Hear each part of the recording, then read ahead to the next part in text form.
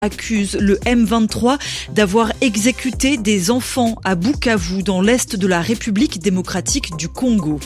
Et puis la mobilisation continue à Paris pour soutenir Boualem Sansal, l'écrivain franco-algérien détenu depuis plus de 3 mois à Alger. Ses défenseurs ont peur pour sa santé, vous l'entendrez.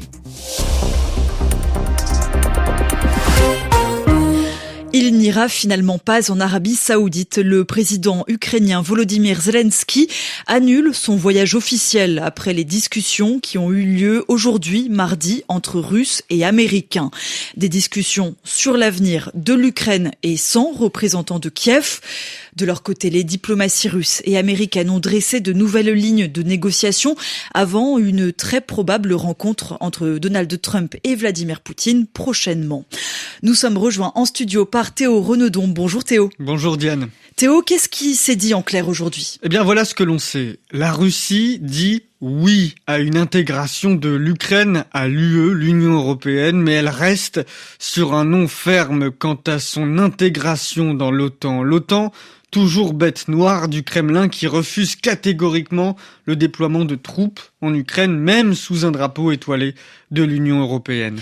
La Russie et les États-Unis ont aussi parlé d'économie, Théo. Le ministre russe des Affaires étrangères, Sergueï Lavrov, s'est dit ouvert à une coopération économique avec les États-Unis et exprime son vif intérêt pour la levée des sanctions économiques qui visent son pays depuis le début de la guerre.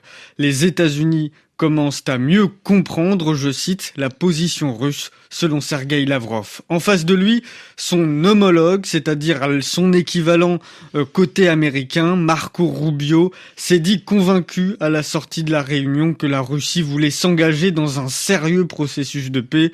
Reste encore à convaincre les Européens et bien sûr encore plus les Ukrainiens, grands absents de cette rencontre. Merci beaucoup Théo Renedon pour ces explications détaillées.